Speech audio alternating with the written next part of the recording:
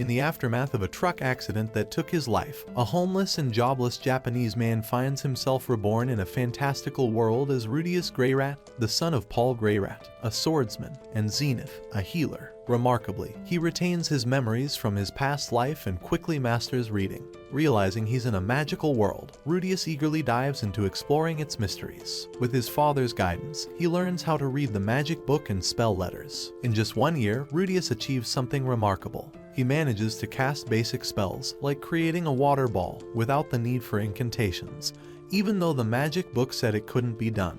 His relentless practice pays off when he makes the water ball fly. However, his determination also leads to an accident where he unintentionally demolishes a wall. Recognizing that Rudius needs proper guidance, his parents seek help from Roxy Magurdia, an experienced adventurer. Roxy initially feels disappointed about teaching such a young child and doubts his ability to understand magic concepts. Nevertheless, she reluctantly agrees to test his magical abilities. Roxy introduces him to the 3 types of magic: attack, healing, and summoning, each divided into 7 ranks. Following this brief introduction to magic theory, Roxy challenges Rudius by giving him a spell to try. To her astonishment, her doubts quickly fade as she witnesses his remarkable ability to effortlessly cast spells. Amid the festivities of the Greyrat family's welcome party for Roxy, Rudius makes a solemn promise to himself. He pledges to fully dedicate himself and make the most of this second chance at a happy and fulfilling life in this new world.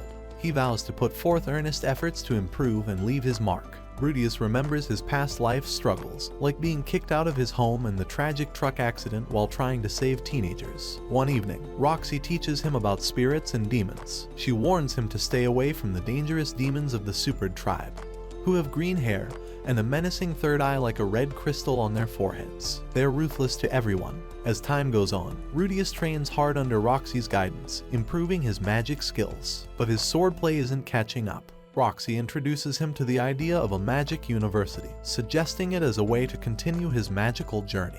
Time flies, and it is his 5th birthday. Rudius receives several thoughtful gifts, including a book about herbs and plants, a sword, and a beginner's wand. Roxy, his mentor, apologizes for not giving him the wand earlier, as he was already capable of magic without it from the start. Roxy shares that she has imparted all the knowledge she can and declares it's time for Rudius to undergo his graduation examination.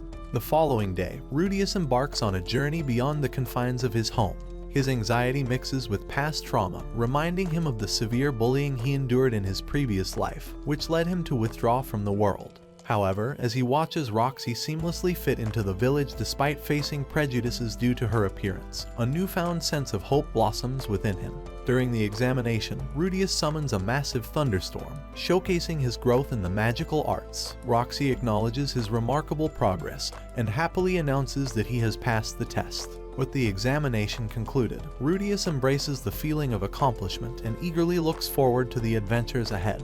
Roxy departs to continue her own journey, and Rudius expresses heartfelt gratitude for everything she has done for him. With Roxy's guidance, Rudius overcomes his fear and enjoys playing outside alone. During one of his outings, he rescues a half-elf child from bullies, thinking the child is a boy named Sylphi, and they become fast friends. Rudius takes on the role of teaching Sylphi magic. It turns out that Sylph can also cast magic without incantations, much like Rudius. Their bond grows stronger over time. And 6 months later, during a fierce storm, Rudius invites Sylphi into his home for shelter and suggests they take a bath together. In a surprising twist of fate, Rudius, in all innocence, accidentally removes Sylphi's clothes while getting ready for a bath. To his astonishment, he discovers that Sylphi is a girl, and her true name is Sylphiette. Overwhelmed with guilt, Rudius extends his heartfelt apologies, but Sylphiette avoids him, leaving him deeply saddened. However, as time goes by and Sylphiette gains perspective, she reaches out to Rudius, and their bond starts to mend. Filled with determination, Rudius decides to treasure this newfound friendship, recognizing it as the first meaningful connection he's forged in his new life. The Greyrat family's joy knows no bounds when they learn of Zenith's pregnancy once again. However, their happiness takes a sharp turn when their maid, Lilia, reveals a shocking secret. It turns out that Lilia had an affair with Paul and is now carrying his child. Rudius, torn between anger and concern for Lilia, devises a plan to protect her from the consequences of her actions. Despite knowing that Lilia had seduced his father, Rudius persuades Zenith to forgive her. Thanks to Rudius's efforts, Paul selflessly takes the blame, earning Rudius Lilia's gratitude and unwavering loyalty. This transforms Lilia's attitude towards Rudius, and they spend more time together, no longer seeing him as a possessed being but simply as a noble she once served. Over time, Zenith and Lilia give birth to two precious girls, Norn and Aisha, further enriching the Greyrat family with love and joy. Meanwhile, Rudius can't shake the idea of going to school, despite Paul's belief that he's already well educated. Rudius desires to learn more and improve his magic skills. A letter from Roxy arrives, revealing her whereabouts and accomplishments. She advises Rudius to enroll in the Renoa Magic Academy if he ever feels stuck. Encouraged by her words, Rudius decides to join the academy with Sylphiette, hoping to further his magical knowledge. He seeks financial help from Paul, but due to their financial situation, Paul is unable to assist. Instead, Paul helps Rudius find a job, and soon a carriage arrives at their home. However, recognizing that Rudius's deep attachment to Sylphiette might hinder his personal growth, his parents face a tough decision. After much contemplation, they choose to separate the two friends. With heavy hearts, they entrust their son's care to an old family friend, Ghislaine, a beast woman.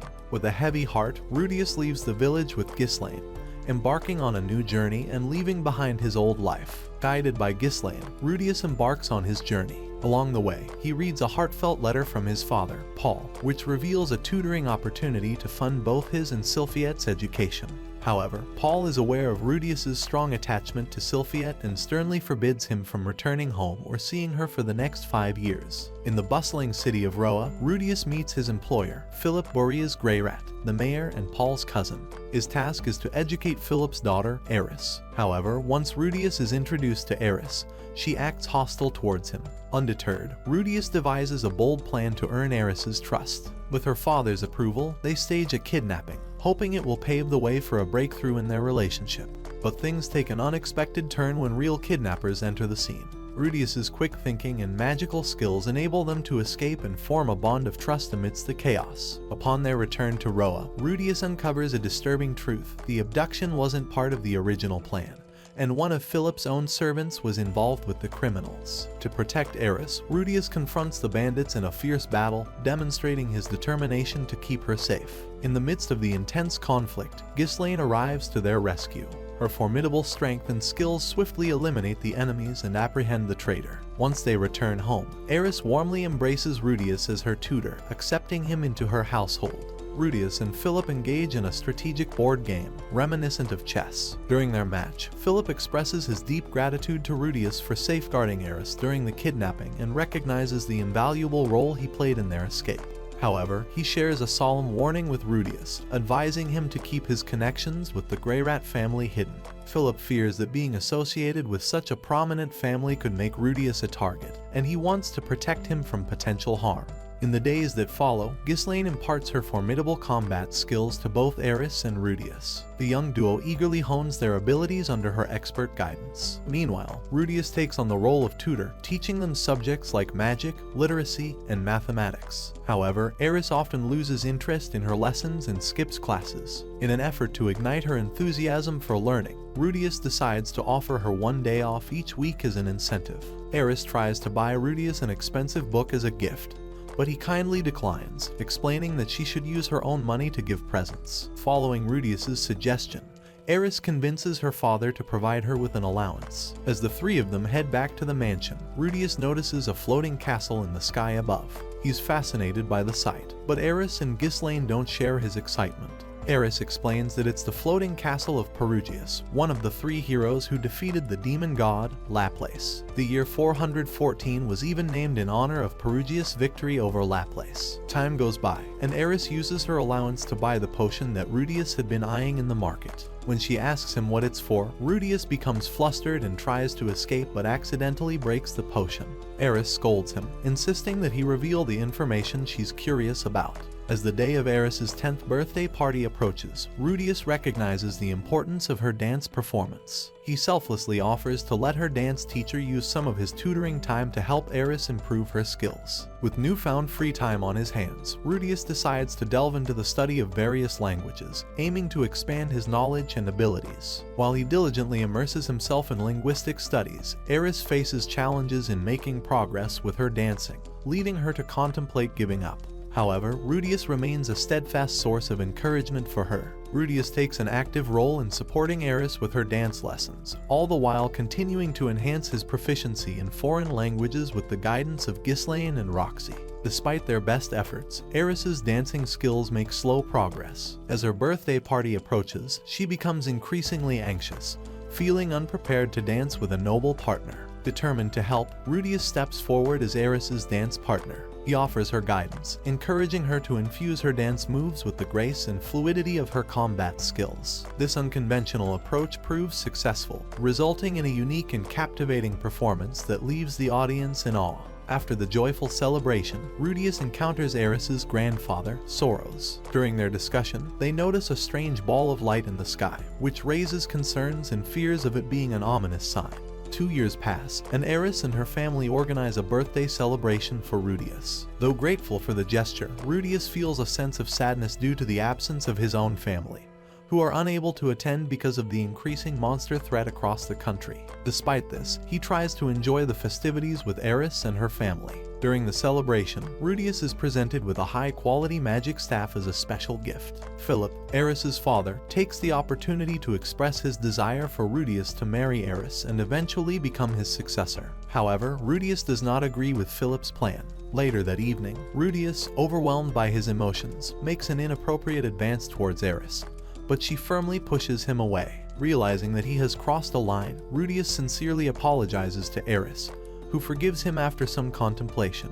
Eris advises Rudius to wait 5 more years before any further advances. Meanwhile, Sylphie has crafted a pendant as a gift for Rudius's 10th birthday. Lilia promises to send it to him in a package. During their conversation, Lilia and Sylphie discuss Rudius's decision to go to war, acknowledging that it was a difficult choice but one that ultimately turned out to be beneficial. As a few days pass, a massive cloud filled with mana suddenly appears in the sky, capturing the attention of all who witness it. In response to this mysterious phenomenon, the legendary hero Perugius sends his aide, Almanfi, to investigate. Suspicion falls on Rudius, Eris, and Ghislaine, who have been practicing with Rudius's new staff. Unjustly accused, Rudius comes under attack from Almanfi, but Ghislaine steps in to defend his innocence when a massive burst of light envelops them. In a dream, Rudius finds himself reverted to his former self, with a mysterious figure introducing himself as Hitagami, the human god, who instructs him to rely on and help the man who saved him. The human god claims to have been watching Rudius for a long time and offers assistance, but Rudius is initially hesitant, feeling he's already received enough advice. However, the human god clarifies that he wasn't responsible for Rudius's reincarnation and suggests it might have been the wicked dragon god who brought him to this world. He mentions his involvement in a mana cataclysm and stresses the importance of heeding his advice. Realizing the gravity of the situation, Rudius reluctantly agrees to listen. The human god warns Rudius that his life is in danger if he doesn't get along with the person he's about to meet, considering the presence of monsters and scarcity of food in the area. Rudius awakens in his present body, only to discover that he and Eris are stranded in the treacherous depths of the demon continent. They are rescued by Ruijerd Superdaya, a member of the dreaded Supered race, who becomes their friend and promises to escort them home. Ruijerd brings Rudius and Eris to the nearby Magurdia village, which happens to be the birthplace of Roxy. There, they meet Roxy's parents and spend some time in the village. It's during this stay that Rudius learns of the tragic history of the Supered race. They bear the stigma of the cursed spears, gifts from the malevolent demon god Laplace, which turned them into mindless killers. Ruijerd carries one such cursed spear, which once belonged to his own son. In a moment of despair, Ruijerd took his son's life to break free from the spear's malevolent influence. Touched by Ruijerd's unwavering resolve to redeem his people's name, Rudius decides to join him on his quest. With Eris by their side, the trio embarks on a perilous journey across the demon continent, determined to return home and aid Ruijerd in his mission to clear his race's tarnished reputation. Rudius, Eris, and Ruijerd have arrived in Rikarisu City. They needed a plan to get Ruijerd inside without trouble, so Rudius dyed Ruijerd's hair and made him pretend to be from the Magurdia tribe.